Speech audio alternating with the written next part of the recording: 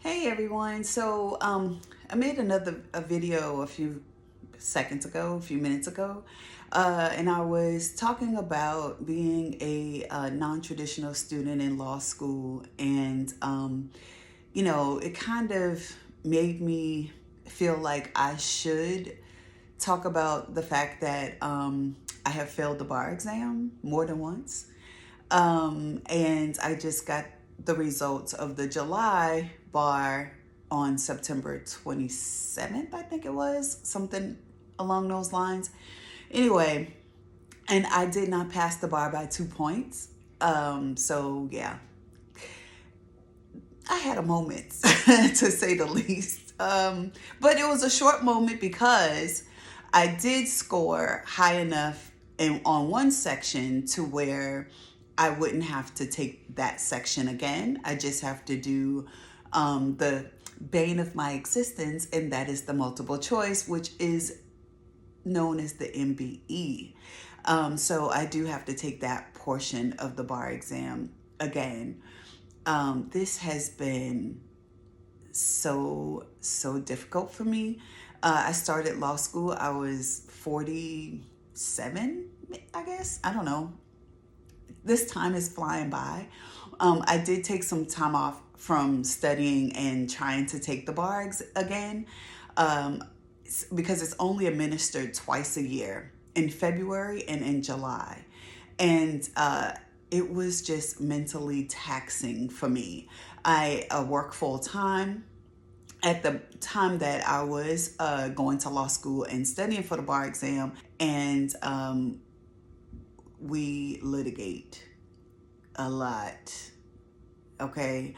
And I'm not a person that can like half do something. I did try to take time off so I could study. And I mean, I thought I was doing, you know, great. I knew that my MBE scores, even on practice, they weren't that great. I am a writer, and I have always done well on the writing portion of the exam. This time I did exceptionally well to where I don't have to do it again. Thank you for those that graded my that graded my exam. I sure appreciate you. But anyway, let me get back on topic. I was embarrassed. I have been embarrassed, and I don't know why. Like, I'm 53 years old now. I started law school, like I said, in my late 40s. Graduated. I did not graduate at the top of my class or anything like that. I did part-time because, of course, again, I work full-time. Um, and I was proud of that. Proud of the fact that I graduated. Proud of the fact that I even got accepted and went. You know what I mean? I feel like I'm doing everything a little late. I joined the Army when I was 19 years old. I stayed in the Army until I was 30. I got out. I finished my undergraduate degree. I went on to get a master's degree, and then started just working. I was giving up. Like, I was like, my LSAT scores are terrible. I'm never going to get into law school. I'm just glutton to be a paralegal. There's nothing wrong with being a paralegal though. And so I had accepted that I was just going to be a paralegal, and that was that. And I was fine with it. The job that I have is great. I won't bore you with all of that in this particular video. But if you want to know, let me know in the comments, and I will fill you all in on the exciting world of litigation. But anyway, let's get back to the fact that I failed the bar. Um, oh gosh.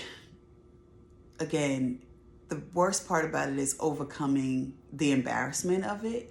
And I don't even know why I would be embarrassed of failing the bar exam. I guess because it is considered a failure, right? But this time I had a bright side of it, that I was 2 points away from passing, and I don't have to take one section of the bar again. So, at the end of the day, I don't know, had a breakdown for like 2 seconds, and then I looked at the bright side of it. Whereas the previous attempts at the bar exam, the breakdown lasted longer. It was not pretty. Um, I tried to oh my gosh, I could tell you all of the money that I have spent on prepping for this bar exam and the courses that I've signed up for. I had gotten a tutor, and the tutor focused on the writing because she told me that if that was my strength, I needed to capitalize on my strength. And you know what? I guess I really did. I capitalized on my strength of writing. And to be quite frank, I did not think I did well because there was a constitutional law essay on there. And I was just like, whoa. I just threw everything in there that I could possibly think of. I wish that I had my actual score for the essays, but unfortunately, this test administration, they didn't provide that information. So I don't know, but the essays are graded on a scale of like 1 to 6, and 6 being the highest. And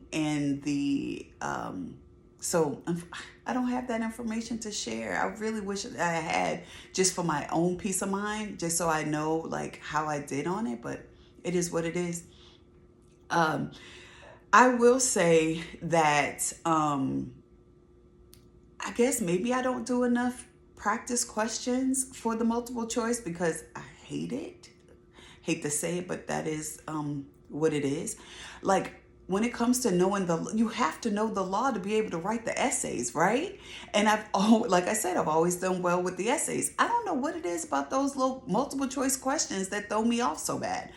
I guess it's the analysis of the question. I still don't know. But anyway, I am going to do it again, and hopefully this will be my last time having to study and take the bar again. I'm not sure if I'm gonna take the February bar or take the July bar for 2025, but at the end of the day, I only have one section that I have to really be concerned with, and it is my trouble section.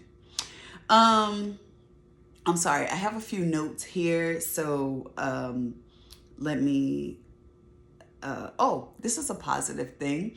Failure is a detour, not a dead end. Your resilience and determination to retest will pave the way for your success in conquering the bar exam. Let's ace this together. I don't know where I got this from. Online somewhere where somebody was trying to motivate someone else when they failed the bar. But yeah, I don't know. I was just led to do this video about failing the bar exam, and not the first time. I am a retester. And because it took me so long to be able to pass the bar exam, I have to take the ethics exam. It's called the MPRE, multiple professional, I don't know, something. Basically, it's the ethics exam for attorneys. I have to take that again. And because my score has expired. It expired. And so I have to take that again, and I will be doing that shortly. And they offer that more times during the year than they offer the bar exam because it's different people administrating that exam. So anyway, I don't want to make this video too long. I just want to say that I was a retester, and for some reason, I was embarrassed to say that because so many people, when I was in law school, and I did law school part-time, I think I said that, they were like, oh, if you're working and trying to study for the bar, you're not going to pass, and, and all this negative stuff. And I was just like, no, I'm going to pass. Like, I was determined. I'm like, no, I'm going to take that bar and I'm going to pass that bar. What? I'm still singing that same song. Unfortunately, it is just not my first attempt at, I'm sorry, not my first time failing the bar exam. I think it's like my fourth. You know what? I can't even remember. All I know is that, I think, and then this may have been the 5th time I took the bar. I don't know. I'll just say this. To anybody out there that has failed the bar exam and you got a mama like mine that sit there and say, well, Michelle Obama didn't pass the bar on the first time, Hillary Clinton didn't pass the bar on the first time, then let me be that person for you, like my mother was for me, to let you know that there are some great people out there doing some great things, and they had to take the bar exam more than once too. Oh, and as my classmate has so graciously told me several times, once you are licensed, no one asks you how many times you took the bar exam. No one even asks you what you scored on the bar exam, because guess what? It has nothing to do with the actual practice of law. Because, baby, I work with some attorneys and I question them all the time. Like, what? You passed the bar and I'm struggling to pass the bar? Anyway, I digress. That's what I get at it. Talking bad about people that I work with that have been practicing law, but not longer than I have been working in law. I will say that my coworkers, the paralegals that I work with, we call them baby lawyers, because we have been paralegals longer than they've been attorneys. It's just a support staff type of thing. But anyway, I digress from that as well. Anyway, get down in the comments if you are a bar retaker, retester. If you failed the bar on the first time but passed it on the second, congratulations. If you passed the bar on the first time around, congratulations. I honestly think that my anxiety played a major role in my not being able to pass the bar. And it played a major role in my having to retest so many times. Because when I tell you, I can't sleep, I can't eat, I get so, and I was the same way with the LSAT as well. I remember, and I took the LSAT like twice or three times, something like that. One of the administrations of the LSAT, I threw up. Yeah, I had stressed myself that badly that I got sick during the middle of the exam. Test anxiety is no joke, people. It's real. Give yourself grace for that. I will say that for this, I did some hypnosis, and it helped a lot to constantly like play that recording over and over again, especially after I studied, because it is the studying for the bar since I failed it. It is the day before. Oh my gosh, anxiety. I thought anxiety in law school was bad, but baby, studying for the bar exam, whew, it is not for the weak. Trust me when I tell you, it is not for the weak. I cannot wait to put this behind me and be able to put that ESQ at the end of my last name, along with every other thing, and get that license from that state Supreme Court. I won't tell you what state, but I will tell you that when I pass, I am going to be so happy. I don't know if I'm going to actually share it on social media, because it's just taking me so long.